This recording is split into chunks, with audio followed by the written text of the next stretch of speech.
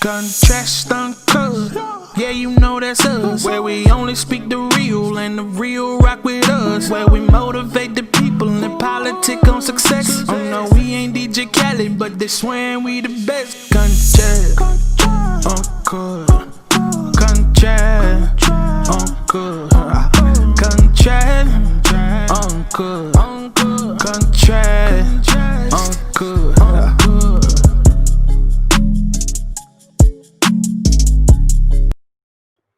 What's happening? It's Contrast Uncut. It's season 3, episode 47. Man, big shout outs to Uncle Snoops Army and Bobby D Presents. I appreciate you, brothers.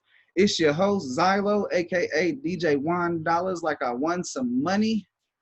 Today, ladies and gentlemen, we have a mega talented special guest. She's from the Orange County, California, Southern California, where it's always sunshine.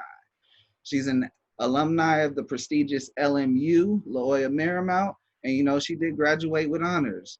She started off with Spanish television before transitioning into the American market. She's an actress, entrepreneur, writer, published model in some of the biggest print magazines there are, broadcast journalist, producer on some pretty big major networks. She's a creator and host of Green Talk, Source TV podcast, and Get Cultured. As an entrepreneur, she started her own media and marketing company, YM Creative Groups.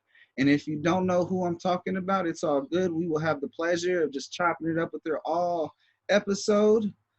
YENITZA Munoz is here for us today. How are you? Thank you. Thank you for the introduction. I see that you did some homework. Yes. Nice. Honor and a pleasure to have you on. How you been doing? What you been up to? Gosh, I just finished a show. Actually, now I'm home. When we started the interview earlier, I was driving, rushing home, but just working. Even though we're in a global pandemic, I'm still always trying to keep going. So that my routine doesn't completely stop. But obviously, in the way where we follow CDC guidelines. So whenever we go to the studio, we always have our face masks on. We have our hand sanitizers. Keep social distancing, we clean the mics and everything, because NBC radio is considered essential still, and so I'm still working, but at the same time, adapting to the new changes that are going on globally, really. When this whole pandemic hit, we had to start thinking outside the box, or we were going to be trapped inside the box. And so, it's dope to hear all the necessary precautions, but then we keep the thing going. The whole thing is to keep the motor going of everything that is essential, especially news, radio, and entertainment. Entertainment is so just essential to everyone's life because it helps us get through all these crazy moments. Mm-hmm. Well, and especially there's the new norm that we've had even before the pandemic is just everybody having a podcast or streaming something, whether you're streaming yourself cooking on Instagram TV, or you're dancing on TikTok, or you place your podcast on Facebook. There's so many different ways of communicating now that happened before the pandemic, and now this pandemic happened. So now it's just become a new way of socializing. And I think it has its pros and cons, obviously, because there's crazy parts of it and then there's good parts of it.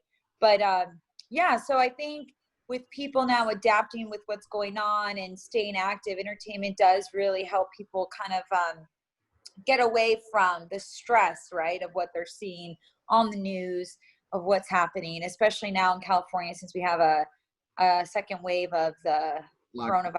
So we'll see what happens. Hopefully now we can slow it down a bit. We'll see. Yeah, no, we'll continue to strive for maneuvers to get through this. And, as we maneuver, I got to maneuver into my quote. I want you to pretty much weigh on it. Let me know how it relates to you, or if it doesn't, just the ideas to talk about it. You ready? Sure. If you don't like something, change it. If you can't change it, change your attitude. Maya Angelou. Yeah, no, for sure. It's always about perspective, right? So, everybody has a certain way of living. Bad things happen to people every day. Has happened to both of us. So it's always good to have a different perspective for sure of what happens to us, because at the end of the day, life is a roller coaster. It's not perfect. You know, I say this all the time. We can't be perfect people, but we could chase the perfection of our actions. And, you know, we can keep on failing to get better, failing to succeed. And then once you grow, you really don't fall in that failure anymore unless you allow it. Yeah, no, most definitely.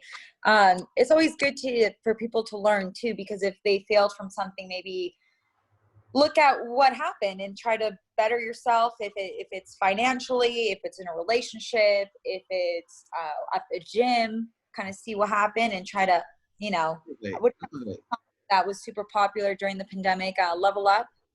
So you just always have to level up. Absolutely. So I got to ask you this question. I ask every guest, did the game choose you or did you choose the game?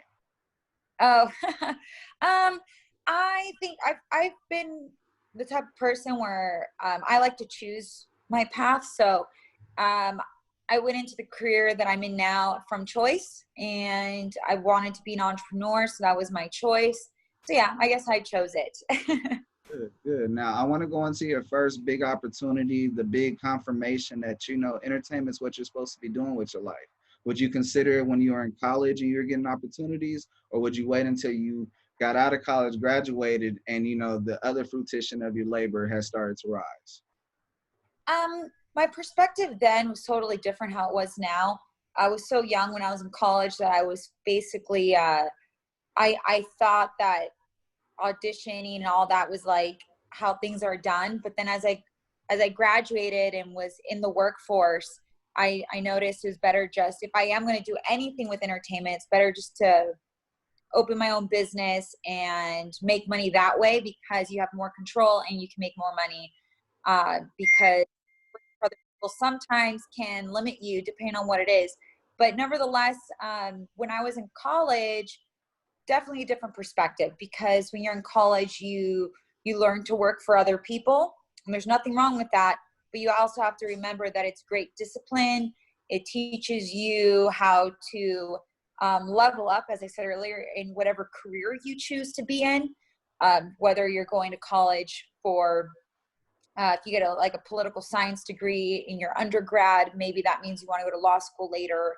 Or in my situation, I got a degree in English and that's writing journalism because I really wanted to be in broadcasting. But then as I graduated, I realized, no, it's kind of cool for me to open up my own production company instead. So it all just depends on what your drive is, and kind of figure that out as you get older. See, I got told no a whole bunch of times, and it led to me to start my own show. And so I feel like, is that one of the reasons why you pretty much started the vision for the marketing and media company, YM Creative Group? It's not so much when people, I feel like you're going to get no in anything in life. I definitely had my fair shares of no's, and it just showed me how in life there's always like a workforce in something, and there's always me someone that tells you no. But if you really want something, it's better just to create it yourself. For your situation, people probably told you no for having your own show, but now we're in this era where the internet is your own show. You can create anything you'd like, and you can create a following. There will be people that want to follow you, people that relate to you. So it's good that you kept going. And then at the end of the day, I mean, when it comes to making a living, it goes back to yourself as well on how you want to pursue making a living, because you could have gone to a job interview and they could have told you no, but you could have applied to 7 other jobs and someone might have said yes. Or if you want to start your own business, learn how to create one, learn how to register for your DBA, your LLC, and do it the right way. So at the end of the day, you're going to hear no matter what in life. Don't let it get to you. Just see it as another way to level up, and maybe another way to create something better for yourself. Maybe it's good that you know, for your situation, it's good that someone said no to you, because now you're doing what you want to do. Usually people assume getting hired by a company or people always saying yes to you is amazing, but it could be not, because you will never ever break that ceiling maybe, and what you would really make you happy. Yes, and that ceiling is called a ceiling of complexity. You allow things to be so easy in your life that, you know, you don't realize when you're told no that it's room for growth. Exactly. and you're basically will be working for someone else, and that's fine too. Working, I mean, I've worked for other people too, but at the end of the day, it's, you kind of see what you want to do. For instance, like for modeling, for me, I love doing it, but sometimes as you get hired to be a model, some jobs can be cheesy, and you're like, I don't want to do that. So it just kind of makes you think like, okay, well, I don't want to keep saying yes to people. I'd rather just do things the way I want to do them. So. Mm-hmm. So I feel like we're leading into my next question. I want to go into some of your highs and lows during the journey of success that you've been able to, hold. And, of course, what you're willing to discuss. Like I said, I feel like a lot of people have their ups and downs. There's so many different quotes you can find online, or people even just say them every day. You never want to judge anyone or assume things, because everyone has a different story. You don't know what they've experienced in their life. You don't even know what happened to them the morning of. So I think everyone has their ups and downs. I definitely have my fair share, but at the end of the day, you have to acknowledge that's aging, that's life, that's adulting, and that you never want negative things that happen to you to become your future. You just always have to acknowledge what happened and either not let it affect you or just move forward from it. But hey, it's easier said than done, right? But at the end of the day, you just have to really want to know, do I really want this to affect me for the rest of the day or the rest of my life? But yeah, I mean, I've had my fair shares of ups and downs for sure. Everyone has. Mm-hmm. Can I get a highlighted 2 highs? Sure. I mean, opening my own business isn't easy. I've had, ups and downs. I've had a partner in the past that didn't work out, which is fine. We went our separate ways, and then I started my own company. You lose money when you open companies. You have to kind of go into that, and then you make money when you open a successful company. With that being said, you really have to have thick skin as well. For anybody, the advice I give them when they open a business is really be prepared, have thick skin, and you never, let things stop your energy. Do your research, file everything correctly, and yeah. So with that being said, I guess, I mean, I don't know. I don't want to be too like Oprah on here, but yeah, my favorite, I suppose. No, it's all good. You definitely have to have onion layered skin in this industry, and you have to have the whole perception that it's business, and you have to keep on reminding yourself what your value is, and keep on pushing that envelope and staying to the course of what your value is. Yeah, it most definitely. And I love to treat people with respect, no matter what kind of person it is, where they come from, what level of jobs they have. I don't care. I treat everyone equally. And that's always been my perspective in life and how I've treated people. Even today, like we had a crazy day on the show Green Talk, but I treat everyone like, hey, even though it's a crazy day, I respect everyone. I'm not going to yell at anyone. I respect everyone. Now with coronavirus, well, now that the restaurants have closed down again for indoor dining, but before they did, I would go to a restaurant, I would see some people getting cranky at the waiters. And I was like, I'm not going to be that kind of person, because they're already stressed right now with I can only imagine their managers are probably extremely pushy with maybe how they're handling everything. They only allow 50% capacity, and these people were just furloughed. Now they're working again, trying to pay their bills. So I'm not like, I'm not even gonna stress if my food came in, a little late, or if it took them a while to serve my table. So anyways, I saw a lot of people just kind of being not polite to others. And I was like, yeah, you don't understand, like, you don't want to be like that with others. But nevertheless, yeah, just treat everyone kindly. That's all I can say. So I do want to go into like a low, but I also want to see how you came out the low to see the high. And it's, what has been one of the biggest struggles to overcome of getting an idea off the ground into, the light of audiences? I don't think I've made it yet or anything like that. I'm still working. The lowest I've ever had, I mean, I guess I don't want to talk about I don't want to get Oprah with you, but I'm sorry that I'm being so vague, by the way, but at the end of the day, I don't think I've made it yet, but I'm working on it. And what I mean by made it, I'm not the type of person that cares about popularity or fame or anything like that. I think that's kind of narcissistic. My whole point is, if I'm able to make enough money to support my family and create a legacy for my family and create something for them when I die, they can have like a nice cushion for themselves.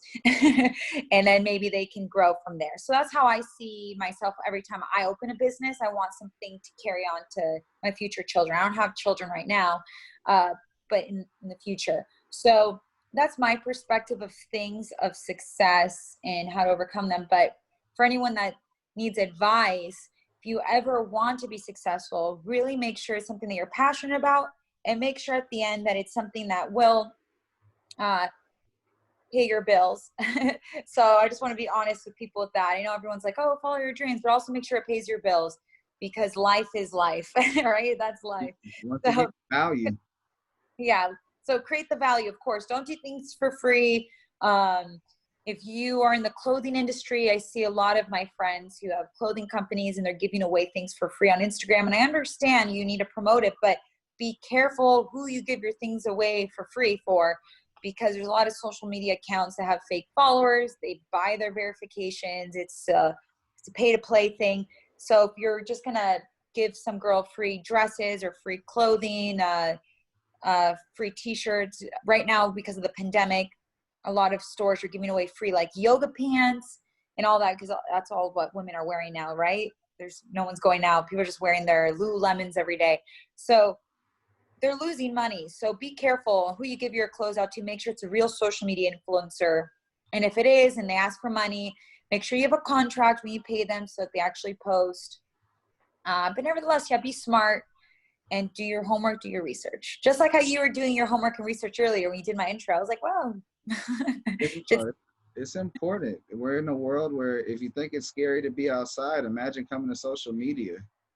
Yeah. And, I was working for Spectrum News, which is actually local news in the past, and that's actually a good news station. But I do know that media has changed so much now.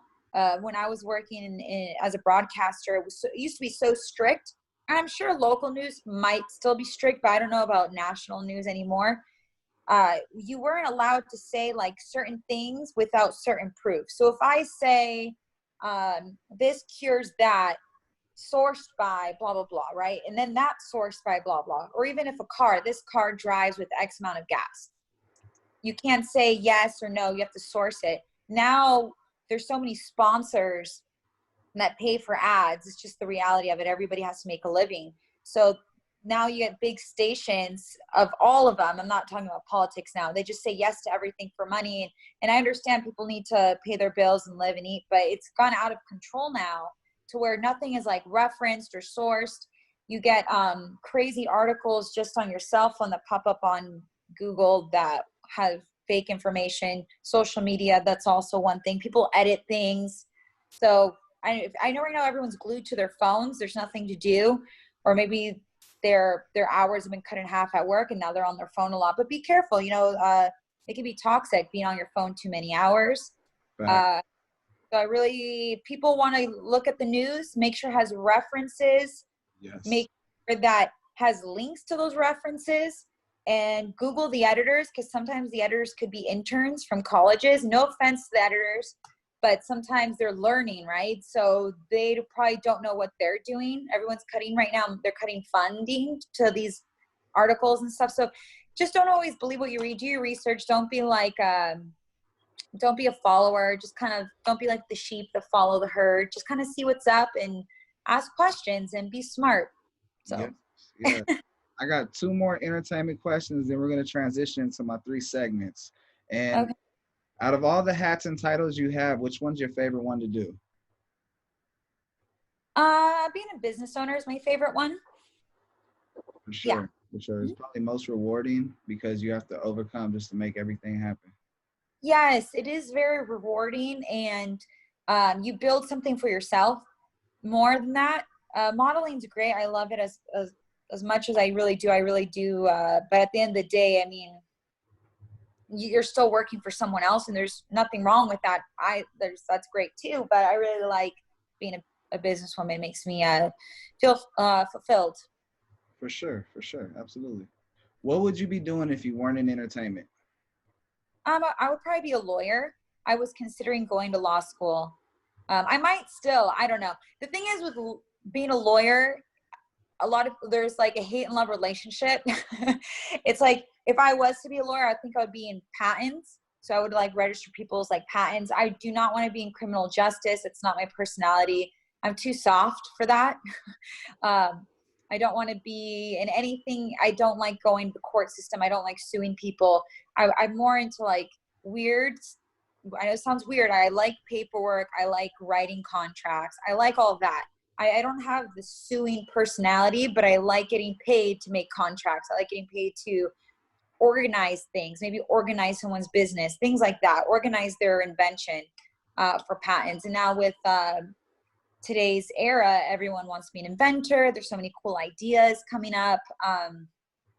People always need patents. People have ideas, and this guy over here might have already had the idea. You have to make sure someone didn't already register it. Pretty complicating, but it's fun. No, that sounds pretty thrilling, because once you get through it and it's done, it's like, yes, on to the next. Yeah, so that's one thing. I was a paralegal for a little bit, and I kind of already figured out if I were to pursue the career, what direction I would take, and that was that direction. Right on. No, being an attorney, like just understanding how law works, no matter what facet it is definitely power. You know, knowledge is power, but when you use that knowledge, it's a superpower. Yeah, that's true. And it's well, in California as well, especially depending on what state you're in, but when it comes to patents, more like a federal thing. So it's pretty cool. You can jump from different states. Obviously I would be licensed in California, but it is a different way of studying it, different practice. Oh yeah. Now I have my next 3 segments. My first segment is my awareness segment. And, you know, pretty much I want to get into police interaction. I want to know about the last time you were pulled over, and, you know, what's some advice you can give to someone in the situation of being pulled over? I can't remember the last time I was pulled over. I think it was for a California roll, which, are you California, right? Or are you? Yeah, I'm from LA. Oh, okay. So yeah, you know what that is, where you like don't stop completely. You kind of like look both ways.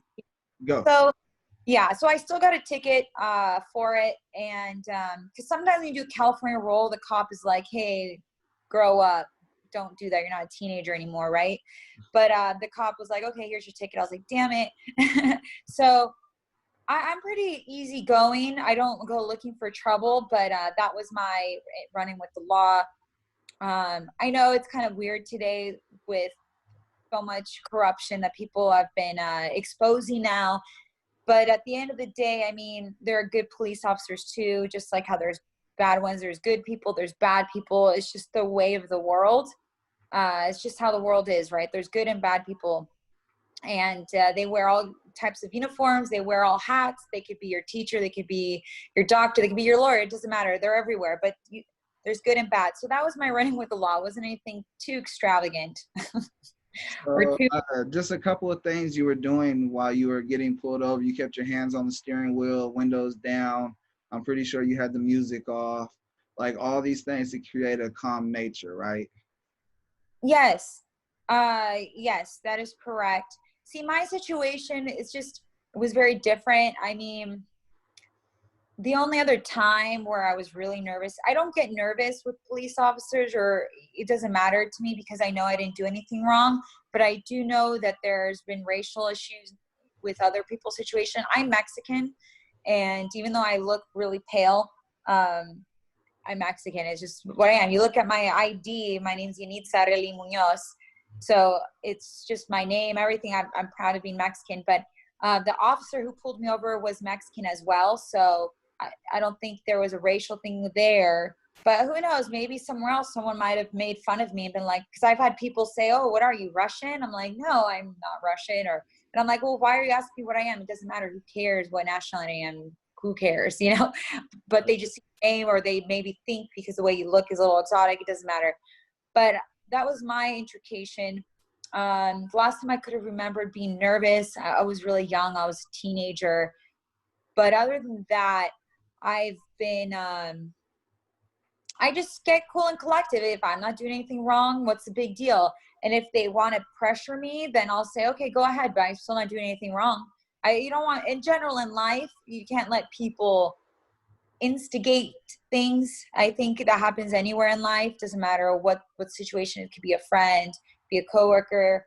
It could be anyone. That you could be at the supermarket. I see all these videos right now, people fighting with each other. And yeah, if someone tries to instigate a situation, tries to push your buttons, don't let them, because that's what they want. And then it could just escalate into more problems. No, you're giving such key jewels to situations of how to get out, how to maneuver, and, you know, feel good about yourself after you get out the situation. Yeah. And you know, like I said, and I always tell a lot of people, there are people that get excited about instigating things. Sometimes that could be a boyfriend, a girlfriend, a sibling, a coworker, like you just said, it doesn't matter. When you realize that's their personality, or you get that vibe from a stranger that that's what they want, don't even give it to them, because that's going to be like the best way to break it. Because they're going to be like, later on, they're going to be like, oh, shoot, I didn't get that reaction I wanted. So that's kind of how I play things. I mean, so with that police situation, that was mine. I haven't had any altercations. I've heard of altercations from strangers, but at the end of the day, it is unfortunate. And racism is one of those things that you think by now in 2020 would be gone, but it's still pretty big in the world, not just in the world. Mm-hmm. Absolutely. It's something we have to face daily, whether it's social injustice or it's racism, or it's just you're judged by, you know, your poverty, or, you know, what class you are in society. It's just, you know, it's the walks of life we have to overcome and go through the obstacles. I have my next segment. It's called Trading Places. It makes you think a little bit. We take two iconic lives, we swap them, and we talk about it. And today for you, I have Selena trading places with Madonna. Question number one is, can you see Madonna trading places with Selena? Can you see Selena as Madonna? Not really. I mean, they're both singers and they're both iconic, but at the end of the day, culturally, they're very different. Madonna is also very rock. Selena's very Latina with, she did more songs like merengue. Well, she didn't do merengue songs, but she was very pop.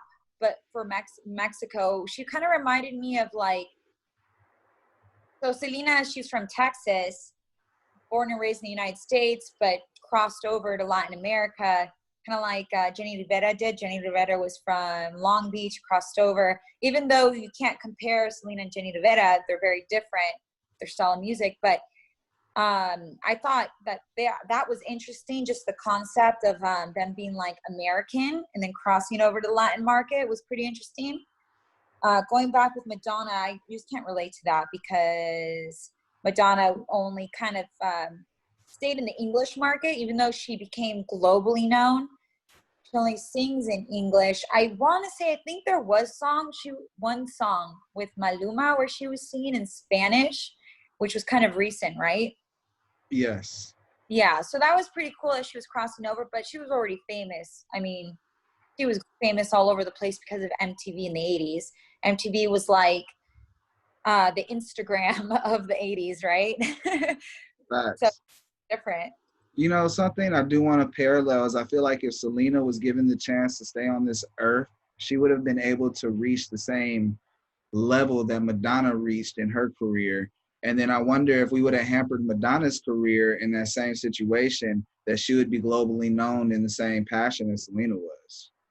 Yeah, for sure. I think if Selena was still alive, she would be like J-Lo. I don't think she'd be like Madonna. I think she'd be like Sofia Vergara or J-Lo. But J-Lo and Sofia Vergara and all those, I mean, they would still be here too, but she would still be in that position of respect in the Latin community, in the arts. And yeah, I think it'd be really cool if she still was around. God works in mysterious ways. You know, she left this earth so young, but her legacy definitely still here. I mean, it's so interesting how they still play her on Kiss FM. They still play her on so many other stations and everything. Yeah, no, it's incredible. Her legacy definitely continues. Can you Mhm. imagine one thing that'd be different if they traded places? They traded places. What would be different? One thing. Um, their dance moves. You know, Fair one enough. Right. hip, the other one's like Madonna. She's more rock. She like lays on the floor and like. Fair enough. You're absolutely right. Okay. I got my impulse Q&A. It's my next segment where we're cruising through high altitude. And impulse Q&A works like this. I ask you 3 questions or possibly 4 or 5. The idea is you got to answer 3. If you answer the first 3, the other ones don't exist. And they're like from a fan perspective. It's just impulse Q&A. It gets a little interesting. And are you ready? Sure. That was a nervous sure, but here we go. All right, my dog. Hold on, let me just get my dog really quick. Oh, no worries. He was like crawling on my chair, making noises. Okay. All good, all good. What up? All right, go ahead. Now he calmed down. Now he was just He needed attention. he was like crawling. I was like on this chair that keeps moving. All right, go ahead. Kat, make sure you cut this out. I'm talking to my producer. Okay, question number 1. What is something you hate but you wish you loved? Social media. Mm, I don't hate social media. That's a bad one. I love social media. I just think I actually do. No, it's a bad one. I love social media because I post on it. I just think there's so much hate now on social media that it gives people anxiety. And there's so much like people bullying each other. There's so much negativity that I wish didn't exist. And there's racism now. There's like Trolls. boring. There's so much going on social media that is it's been going on in magazines and Cosmo, all that back in the 90s and early 2000s. Not saying that culture's never been there where people would stare at pictures all day and read things, but now that it's so convenient and it changes on your phone, I think people are like zombies now. So I mean, I'm guilty of it too. I just don't like how I'm stuck on my phone like I say it's by accident because I try not to do this. You get stuck on your phone, and by being stuck on your phone, you're like, oh my God, really? I did nothing for 2 hours but play on my phone. So as I just got a call right now. So it's good just to be smart with your time. So I don't hate social media. I think it's a great marketing tool. You definitely can connect with family, friends, loved ones. You can share your business, your ideas, post some beautiful photos of yourself. But at the end of the day, manage your time wisely. Yes, yes. Manage your time wisely. Yeah. Question number 2. What is one thing you get wrong every time you do it? I don't know about that. One thing I get wrong. I have to think about that one. You could pass, but I'll tell you mine. I can't rollerblade for nothing. So every Okay. time I try it, I eat the dust. And my Yeah. wife wants me to rollerblade, and she don't know I got fears. I would say that as well. I realized during quarantine, I'm really bad at cutting my boyfriend's hair. I tried to give him a buzz because all the hair salons at the time were closed, and I really messed up his hair. Poor guy, so he had to wear a hat to work. He was still working, and so he was like, why? And he works in like in a professional office setting, so he had like a suit and a hat. I did a bad job. So I don't think I'm a good hairstylist. Well, in all credit, you try to save him $100 to $200 haircut, so you had the right idea. Yeah, there. Yeah, that's a good way of putting it. Question number 3. If you could speak to anyone in a meeting to pick their brain, who would you pick and what would you discuss? Elon Musk. And Yeah. to him about? What? What would you speak to him about? I would speak to him about his ideas with SpaceX and Tesla, 'cause Tesla stock's doing so well, and the whole changing like how we see driving. Who knows, we might have like driverless cars. He's changing a lot of like the workforce, how we see money. I mean, he created PayPal, which also owns Venmo.